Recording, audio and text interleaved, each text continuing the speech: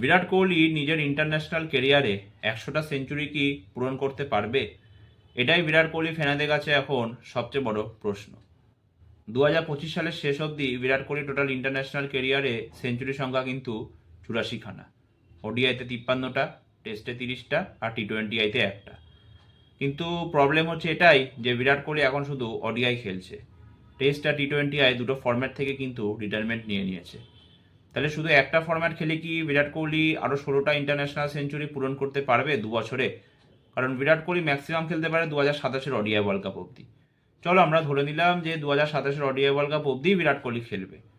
তাহলে আমরা আগে এটা দেখে নিই যে 2027-এর ওডিআই ওয়ার্ল্ড কাপ অবধি ইন্ডিয়ান টিম মোট কটা ওডিআই ম্যাচ খেলতে পারে। দেখো 2026-এর 1 জানুয়ারি থেকে 2027-এর 31 মার্চ, এই 1 বছর 3 মাসে কিন্তু ইন্ডিয়ান টিম টোটাল 21খানা ওডিআই খেলবে। যদি আমরা আসি তাহলে 2026-এর জানুয়ারিতে 3টে ওডিআই নিউজিল্যান্ডের এগেনস্টে হোমে, তারপরে 2026-এর জুনে আফগানিস্তানের এগেনস্টে 3টে ওডিআই হোমে, তারপরে আমরা ইংল্যান্ডে ট্যুর করবো 2026-এর জুলাই 3টে ওডিআই খেলার জন্য, তারপরে বাংলাদেশের এগেনস্টে 3টে ওডিআই আছে সেপ্টেম্বর মাসে। এবার ওই সিরিজটা হবে কিনা আমি জানি না, কারণ বাংলাদেশে এখন যা পরিস্থিতি তাতে বলা মুশকিল যে ওই সিরিজটা হবে কিনা। মেবি জুন জুলাই মাসের অ্যারাউন্ডে আমরা জানতে পারবো। তবে বিসিসিআইয়ের কাছে আমার একটাই রিকোয়েস্ট, যদি বাংলাদেশ সিরিজটা না হয় তাহলে যেন অ্যাটলিস্ট জিম্বাবুয়ের এগেনস্টে একটা সিরিজ অর্গানাইজ করা হয় ওই টাইমে। তাছাড়াও আমাদের ওয়েস্ট ইন্ডিজের এগেনস্টে হোম সিরিজ আছে, তারপরে আবার আমরা নিউজিল্যান্ডে ট্যুর করবো নিউজিল্যান্ডের এগেনস্টে 3টে ওডিআই খেলার জন্য, তারপরে কিন্তু শ্রীলঙ্কার এগেনস্টে আবার আমাদের হোম সিরিজ আছে।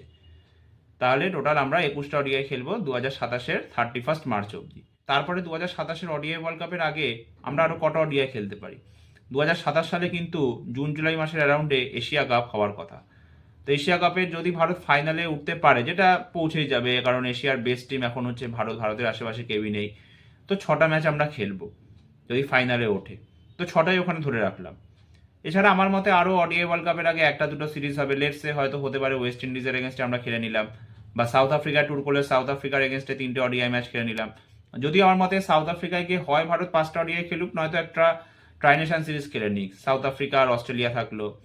ঠিক আছে, ধরে রাখলাম 3টে ওডিআই খেললো, তাহলে 3টে 6টা, মানে ধরে রাখো 33টা ওডিআই আমরা ওডিআই ওয়ার্ল্ড কাপের আগে খেলতে পারি। ঠিক আছে, আর ওডিআই ওয়ার্ল্ড কাপে যদি এবার আমরা আসি তাহলে ওডিআই ওয়ার্ল্ড কাপে কিন্তু টোটাল 14টা টিম খেলবে, দুটো গ্রুপ থাকবে, 7টা করে টিম থাকবে। তার মানে প্রত্যেকটা টিম গ্রুপ স্টেজে কিন্তু ম্যাক্সিমাম 6টা ওয়ানডে খেলতে পারবে।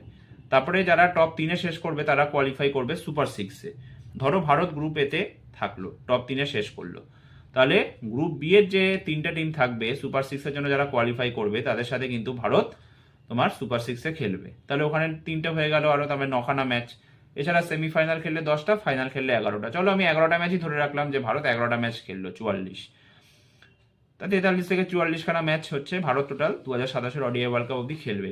এবার ব্যাপার হচ্ছে এটাই যে বিরাট কোহলি যদি সবকটা ম্যাচ খেলেও, তাহলেও কিন্তু বিরাট কোহলির পক্ষে 43-44টা ম্যাচে 16টা সেঞ্চুরি করা মুখের কথা হবে না। কারণ বিরাট কোহলি যখন নিজের বেস্ট ফর্মে ছিল, প্রাইমে ছিল, তখনও কিন্তু বিরাট কোহলি এরকম 43-44 ম্যাচে কখনো 16খানা সেঞ্চুরি করতে পারেনি। 2017-18-তে বিরাট কোহলি 40 ইনিংস খেলে কিন্তু 12খানা সেঞ্চুরি করেছিল। তার মধ্যে 2018 সালে 14 ইনিংস খেলে 6খানা সেঞ্চুরি করেছিল।